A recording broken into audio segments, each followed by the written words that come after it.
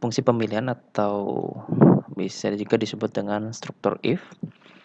Jadi di struktur if ini ya akan ada namanya suatu kondisi ya, yang harus kita periksa ya di sini jika kondisinya benar atau kondisinya salah. Nah, jadi untuk struktur if ini memiliki beberapa cara penulisan. Ini untuk penulisan yang pertama yaitu if yang hanya satu kondisi, yaitu tidak ada kondisi salahnya. Artinya jika ada kondisi salah maka tidak ada perintah yang dijalankan. Jadi ini hanya kondisi ketika benar saja. Nah, kita bisa tuliskan sini if ya. Kemudian di sini kita buka kurung ya, buat buka kurung, kemudian kondisi, kemudian tutup kurung, lalu buka kurung kurawal. Nah, lalu kita buat di sini pernyataannya. Nah, pernyataannya ini ya perintah ya, bisa perintah-perintah seperti mungkin perhitungan ya, perintah mungkin memasukkan data ke variabel ya, dan perintah-perintah lainnya. Lalu selanjutnya adalah ditutup dengan tutup kurung kurawal. Jadi di sini ya jangan sampai polanya yang salah ya. Jadi pola ini yang perlu kalian pahami atau perlu kalian ingat ya. Nah, jadi di sini if ya, buka kurung, tutup kurung. Nah, buka kurung kurawal, tutup kurung kurawal. Jangan kebalik ya. Jangan kebalik. Jadi untuk kondisi pakai buka kurung yang biasa. Oke, contohnya ya bisa kalian lihat di sini. Nah, di sini ada program yaitu untuk memeriksa kehadiran, Nah, di mana pada saat jamnya ya lebih dari 10 ya, 8,10 lebih 10 menit, maka dia akan menampilkan tulisan tidak di absen. Oke, jadi untuk membuat program seperti itu, yang pertama kita harus buat dulu di sini variabelnya, yaitu menggunakan tipe data double ya. Kemudian di sini VMSK ya, ini nama variabelnya. Jadi nama variabel ini ya, untuk singkatannya ini perlu di ini ya. Jadi untuk singkatan ini tidak ada aturan ya, tidak ada aturan.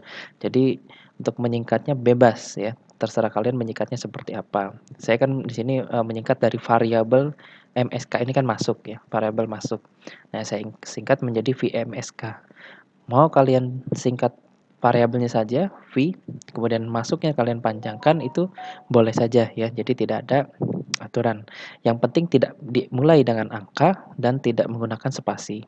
Kemudian selanjutnya kita akan meminta inputan dari si user ya. Nah, ini perintah yang kedua adalah meminta inputan dari user. Nah, yang meminta inputan adalah konsol readline-nya. Jadi dia akan menahan program, kemudian dia akan konversi ya nilai yang diinputkan oleh user menjadi tipe data double ya, karena di sini kita membutuhkan double. Lalu di sini kita cek ya, setelah kita dapatkan nilai VMSK-nya, kita cek apakah VMSK-nya lebih dari 810 ya. Jika VMSK-nya kita masukkan 8.00, maka tidak muncul apa-apa ya. Tapi kalau misalnya kita masukkan 8.40, nah maka akan muncul tidak di absen. Oke, kita coba saja ya. Oke, saya gunakan Visual Studio untuk pertemuan kali ini. Ini jangan lupa ya, pastikan di sini di konsol app. Oke, setelah projectnya jadi ya, nah kita coba di sini membuat program tadi. Jadi saya buat VMSK, kemudian kita buat inputan ya dari user. Jadi di sini kita minta masukkan Anda datang jam. Nah, tadi kan penulisannya ke kanan ya. Tapi boleh juga kita tuliskan ke bawah. VMSK sama dengan double. Oke, di sini kita readline. Oke, setelah kita dapatkan inputan dari user ya. Nah, selanjutnya kita periksa menggunakan if. Jadi if ini bentuk yang pertama ya, MSK sama dengan lebih besar dari 8,10. Oke, jika iya maka di sini keluar Anda tidak di absen. Seperti itu. Oke, jadi if-nya hanya kondisi benar saja ya. Oke, kita coba uji dengan memasukkan 8,30. Oke, nah ini maka akan muncul Anda tidak di absen ya karena telat ya, telat hadirnya. Kemudian kita coba lagi jalankan ulang untuk yang 8,00. Kira-kira apa yang terjadi? Nah, di sini ya, karena kita tidak memiliki kondisi jika salah ya, maka harusnya tidak akan muncul apapun ya di sini. Jadi hanya tampil kosong seperti ini saja. Karena kita di sini menggunakan if saja ya, tidak ada else-nya. Oke. Nah, untuk bentuk yang pertama tadi, flowchart-nya seperti ini ya. Ini jika false ya, tidak ada perintah apapun, dia langsung selesai. Oke, sekarang bentuk yang kedua ya. Jadi di sini di bawah tutup kurung kurawal if ini ada else nih. Else kemudian buka kurung kurawal. Nah, pernyataannya kemudian tutup kurung kurawal. Else ini untuk menangani kondisi yang salah. Jadi jika kondisi salah ya perintahnya di sini bisa kita buat di bawah nih. Oke, ini contoh programnya ya. Kemarin kan kita ada membuat di situ untuk memeriksa nilai ya, nilai akhir. Ada bahasa naturalnya, ada flowchart-nya, kemudian ada pseudocode-nya. Nah, ini adalah programnya seperti ini. Ya, programnya seperti ini. Jadi kita masukkan nilai akhirnya, kemudian kita periksa ya VNA-nya. Kalau misalnya dia lebih besar atau sama dengan ya 60, maka dia lulus. Kalian bisa coba sendiri ya di codingnya. Kemudian jika di bawah 60, ini seharusnya keluar tulisan Anda gagal. Oke, jadi ini penulisannya seperti ini. Ini adalah flowchart untuk yang tadi ya, yang kelulusan. Nah, pada saat dia kondisinya salah, dia ada perintah lagi. Kalau tadi kan sebelumnya langsung ya selesai, tapi di sini ada perintah lagi. Kemudian ini bentuk yang ketiga ya. Jadi setelah if ya, kemudian kita periksa dengan kondisi yang kedua. Menggunakan else kemudian ada if lagi. Kita tambah if lagi. Oke, else if kondisi kedua, else if lagi kondisi ketiga dan kondisi sampai ke n. Artinya bisa banyak ya, bisa banyak kondisinya. Oke, jika kita buat programnya, kemarin kita buat program untuk membuat ini ya, mengkonversi dari nilai angka menjadi hari, nama hari. Oke, di sini misalnya jika angkanya 1 ya, jadi untuk memeriksa kesamaan, sama dengannya itu 2 kali. Sama dengannya 2 kali, ya, kemudian di sini jika dia bukan 1, maka dicek lagi. Dicek lagi apakah A-nya sama dengan 2. Nah, jika tidak ya, maka dicek lagi ke kondisi selanjutnya. Oke. Nah, itu